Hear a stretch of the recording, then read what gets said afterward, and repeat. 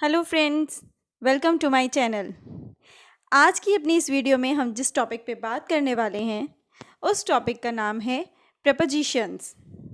Preposition is also a part of speech. ये भी part of speech का ही एक पार्ट है। आप तो जानते ही हैं कि हर एक टॉपिक का एक अपना इम्पॉर्टेंट रोल होता है।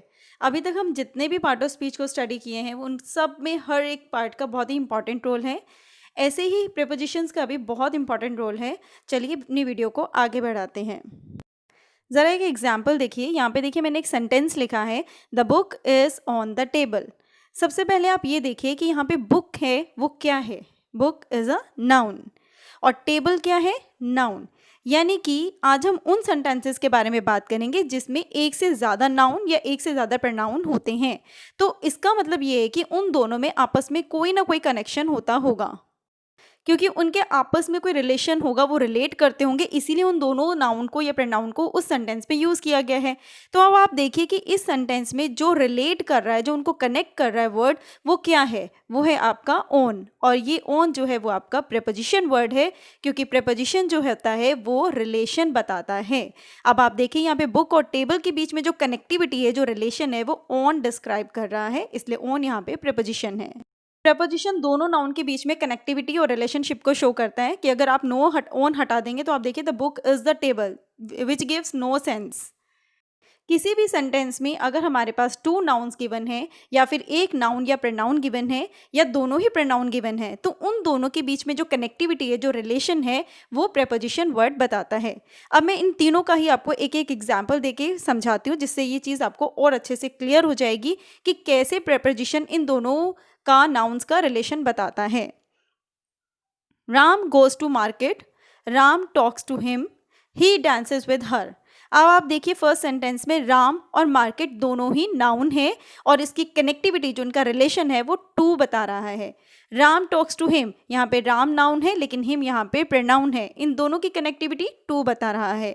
ही डांसेस विद हिम, ही यहाँ पे आपका प्रोनाउन है और हर भी प्रोनाउन है, लेकिन इन दोनों की कनेक्टिविटी जो रिलेशन है वो विद बता रहा है।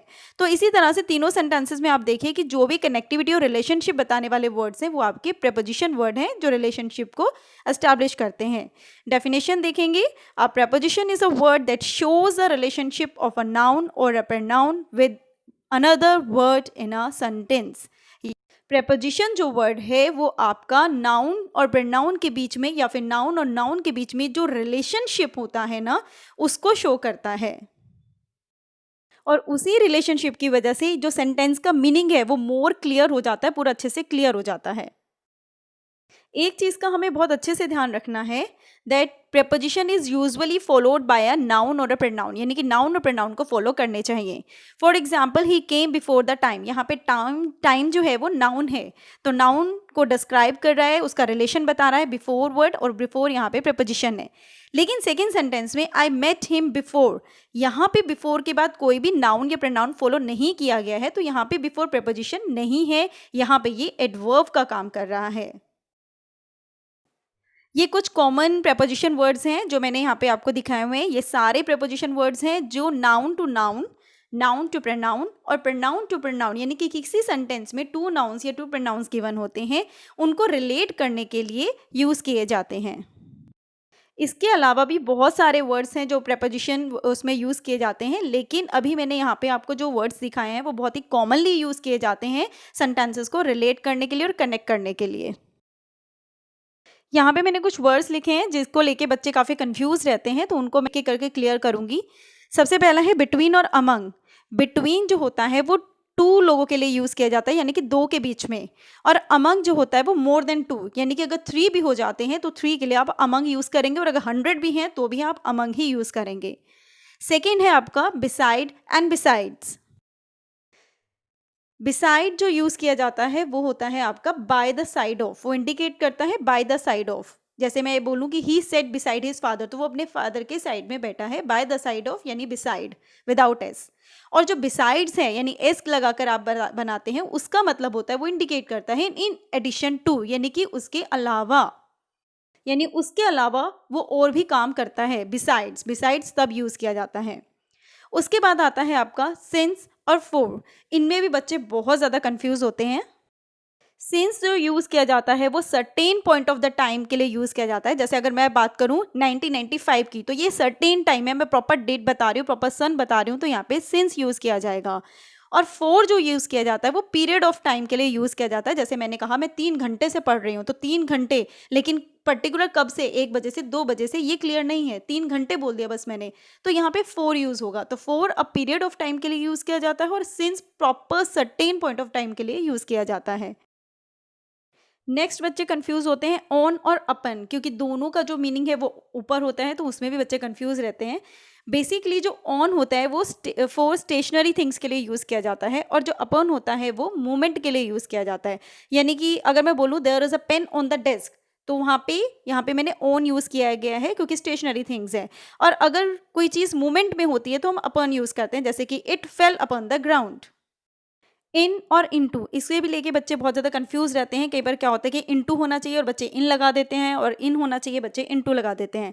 एक्चुअली इन जो होता है वो रेस्ट, जो थिंग्स रेस्ट पर हैं उनके लिए यूज़ किया जाता है, जैसे कि the teacher is in the class, है ना। और इनटू जो होता है वो मोशन के लिए यूज़ किया जाता है, जैसे कि she got into her car. चलिए अब कुछ सेंटेंसेस देखें जिसे बच्चे जिसे लेके कंफ्यूज रहते हैं, जैसे कि ऑन और इन को लेके। ये सेंटेंस है, he is sitting on the sofa और he is sitting on the chair. He is sitting in the sofa और he is sitting in the chair. अब आप देखिए कि इनमें से कौन सा करेक्ट सेंटेंस है। देखिए जब आप किसी स्टूल या टेबल पे बैठते हैं तो आप देखिए वो चारों तरफ से ओपन है, इसीलिए आप उसके ऊपर हैं, यानी उसके ऑन है, वहाँ पे ऑन करेक्ट है। लेकिन जब आप किसी सोफे और चेयर की बात करते हैं तो वहाँ पे इन अप्रोप्रिएट आंसर है। वो इसलिए क्योंकि सोफ़ा जो और चेयर जो होते हैं वो चारों तरफ से ओपन नहीं होते, उनके आर्म्स भी होते हैं और बैक सपोर्ट भी होता है। देखिए अगर हम किसी स्टूल पर बैठे हैं या डेस्क पे बैठे हैं या टेबल पे बैठे हैं, डेफिनेटली ऑन विल कम, ठीक है, उसके लिए ऑन ही आएगा। लेकिन अगर हम सोफ़ा या चेयर पे बैठे हैं तो उसका जो मोस्ट अप्रोप्रिएट आंसर है वो इन है। अब देखिए कैसे, यानी कि 3 साइड से उसने आपको कवर कर रखा है, उसको सपोर्ट दे रखा है ना। तो आप उसके ऊपर नहीं बैठे हैं, आप उसके अंदर बैठे हैं, तो in will be the appropriate answer. लेकिन अगर आपकी चेयर या सोफा चारों तरफ से ओपन है, यानी कि विदाउट आर्म्स और विदाउट बैक सपोर्ट है, तो आप वहां पर ओन यूज कर सकते हैं। इसीलिए ग्रामेटिकली इन दोनों सेंटेंसेस में से ओन वाले को रॉन्ग नहीं कहा जाता, बट मोस्ट अप्रोप्रिएट आंसर जो है वो आपका इन है, क्योंकि ज्यादातर जो सोफा और चेयर होते हैं वो विद सपोर्टिव होते हैं। ये भी एक कॉमन मिस्टेक है जो बच्चे बहुत ज़्यादा करते हैं। आगे कुछ सेंटेंसेस और हैं जिसको मैं क्लियर करना चाहूँगी, जैसे कि go home, go to home. अब गो होम में या गो टू होम में कौन सा करेक्ट है? देखिए इसमें गो होम करेक्ट है, क्योंकि बेसिकली जब हम गो होम की बात कर रहे हैं तो यहाँ पे जो होम है ना वो एज अ नाउन यूज़ नहीं हो रहा है, यहाँ पे ये एज एन एडवर्ब यूज़ हो रहा है। और प्रेपोजिशंस हम एडवर्ब के साथ यूज़ नहीं करते, नाउन या प्रोनाउन के साथ ही यूज़ करते हैं, तो इसलिए go home will be the correct answer. Next है आपका आई एम होम। आपने बहुत सारे इंग्लिश बुक्स में या एड्स में देखा होगा, the people say that I am home. और आई एम होम कैसे करेक्ट है? ये बिल्कुल करेक्ट है, बिल्कुल भी रॉन्ग नहीं है ये। और करेक्ट कैसे है? वो इसलिए क्योंकि जो होम है वो यहाँ पर जो इंडिकेट कर रहा है, जो मॉडिफाई कर रहा है, वो एडवर्ब ऑफ प्लेस है। होम है जो वो नाउन को भी रिप्रेजेंट करता है और एडवर्ब ऑफ प्लेस को भी रिप्रेजेंट करता है। सारे प्लेसेस यानी कि मार्केट या मैं स्कूल की बात करूँ तो वो एडवर्ब ऑफ प्लेसेस में नहीं आता है, लेकिन होम को उसमें मॉडिफाई किया जाता है। तो यहाँ पे आई एम होम अगर मैं बोलती हूँ तो यहाँ पे जो होम है वो एडवर्ब ऑफ प्लेस को मॉडिफाई कर रहा है, उसको इंडिकेट कर रहा है, इसलिए I am home will be the correct. लेकिन ये हाउस के लिए मॉडिफाई नहीं होगा, यानी अगर आप ये कहते हैं आई एम हाउस तो वो गलत है। अब ये है कि अगर हमें होम के साथ कोई प्रेपोजिशन लगाना है तो हम क्या लगा सकते हैं। ऐसा नहीं है कि होम के साथ कभी भी प्रेपोजिशन नहीं आता है। अगर आप होम को एज अ नाउन यूज़ कर रहे हैं तो उसके साथ प्रेपोजिशन आएगा, जैसे आई एम इन होम और आई एम एट होम। इनमें से कौन सा करेक्ट है? अगर कोई पर्सन आपको कॉल करता है वेयर आर यू, तो आप घर पर हैं, उसका आंसर क्या आएगा? आई एम एट होम, क्योंकि यहाँ पर आप होम को एज अ नाउन रिप्रेजेंट कर रहे हैं, इसलिए आप यहाँ पे प्रेपोजिशन यूज़ करेंगे। तो गाइस आज की वीडियो में बस इतना ही। आई थिंक आपको प्रेपोजिशन का जो टॉपिक है, जो टर्म है, वो बिल्कुल क्लियर हो गया होगा कि वो किस तरह से नाउन और प्रोनाउन के बीच में या नाउन टू नाउन के बीच में रिलेशन को शो करता है। अगर आपको मेरा वीडियो पसंद आया तो प्लीज़ मेरी वीडियो को लाइक एंड शेयर करिए और मेरे चैनल को सब्सक्राइब कर दीजिए ताकि आगे आने वाली वीडियोज़ के नोटिफिकेशन आपको मिल सके। नेक्स्ट ही वीडियो बना के मैं जल्दी आपको मिलूंगी। तब तक के लिए बाय एंड टेक केयर।